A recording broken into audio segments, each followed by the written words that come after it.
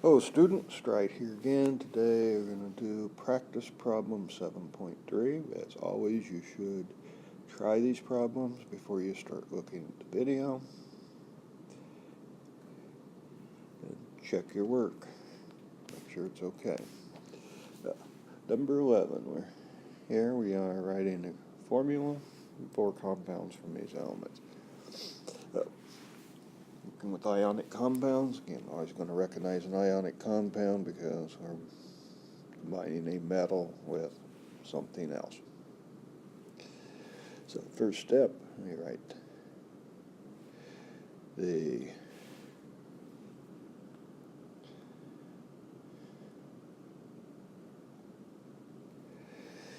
symbols with charges, sodium Na, that'll be a +1, sulfur S2 minus. Sodium +1 because it's in group number 1, sulfur -2, group number 16, 6 valence electrons needs to add a couple. Need to balance out the charges. We're going to multiply by 2, multiply by 1, giving us a 2 plus and a 2 minus. So the charges equal and opposite. Na2S.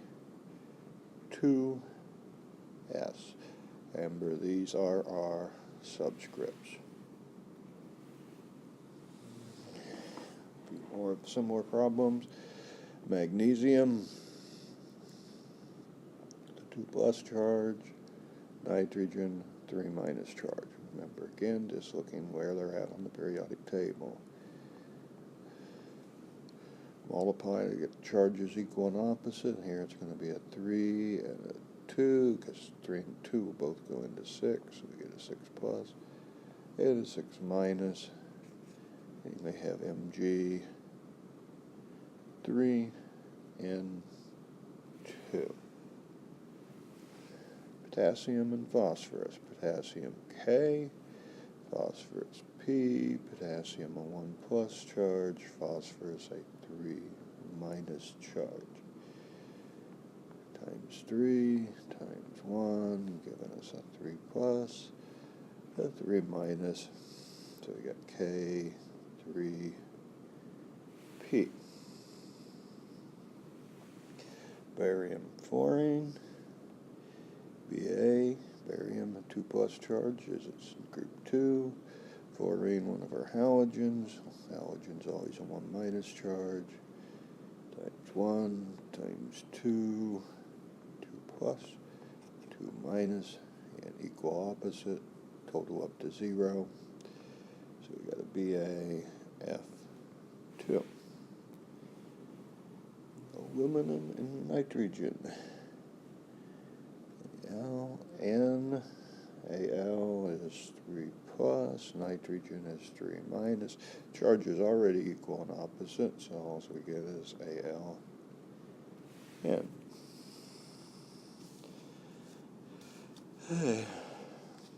We continue with some similar problems. In this little group of problems, we bring in the polyatomics.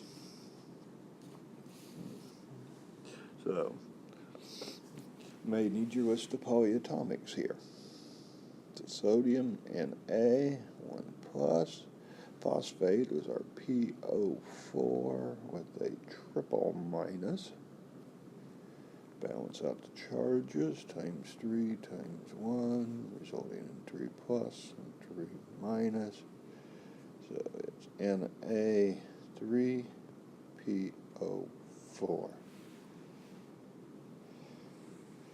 Ammonium, NH4 with a 1 plus charge, carbonate, CO3, 2 minus charge. There is one exception to ionic compound that doesn't have a metal. When they start with ammonium, still ionic, but we have no metal. Do a little multiplying routine to balance out the charges. Times 2 times 1 gives us a 2 plus and a 2 minus.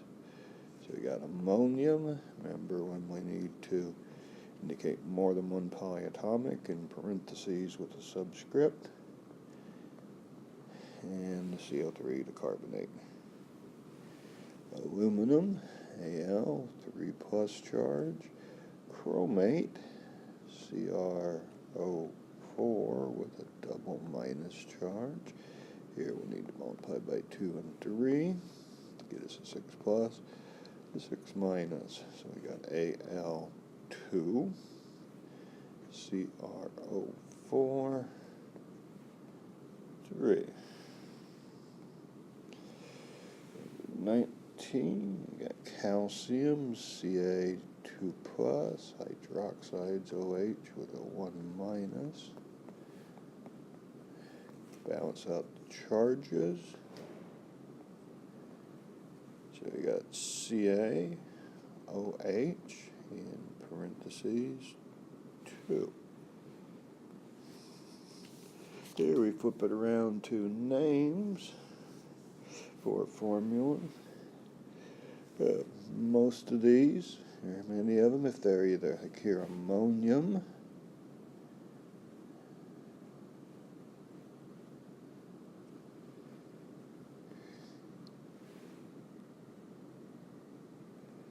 iodide. All you got to do is look at the 2 parts, write the 2 names down, 2 words down. The only exception here is if we have a transition metal, we're going to have to put a Roman numeral in there. But for most of these, if it's a group 1 or 2 metal or ammonium, just 2 words. Here we got Na, sodium.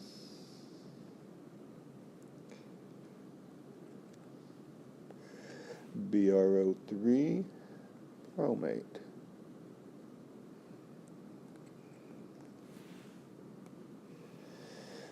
Mg, magnesium.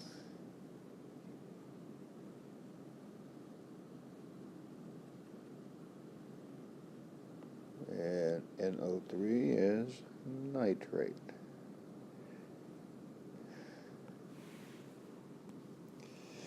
KHSO3 here, we'll give it 2 different names for this. This one's one where we can use 3 words. So we got potassium,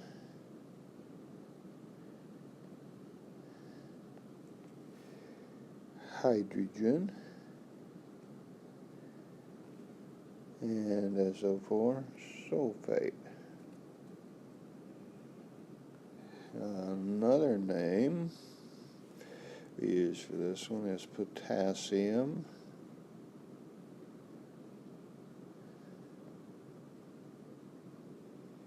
and then the HSO4 we call bisulfate.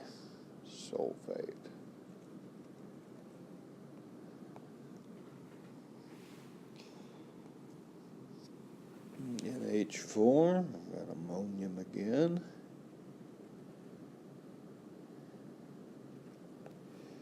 And ClO4 is perchlorate.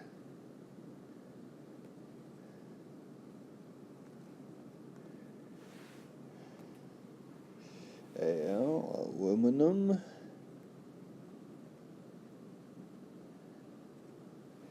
And ClO is hypochlorite.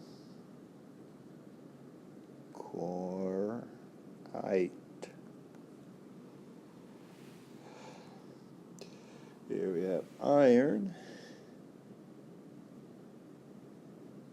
but iron is a transition metal. With those, we got to indicate the charge, and then fluoride.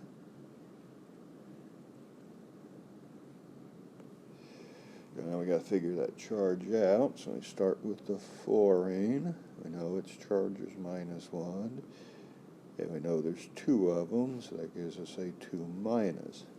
Meaning the iron is going to have to be a total of 2 plus.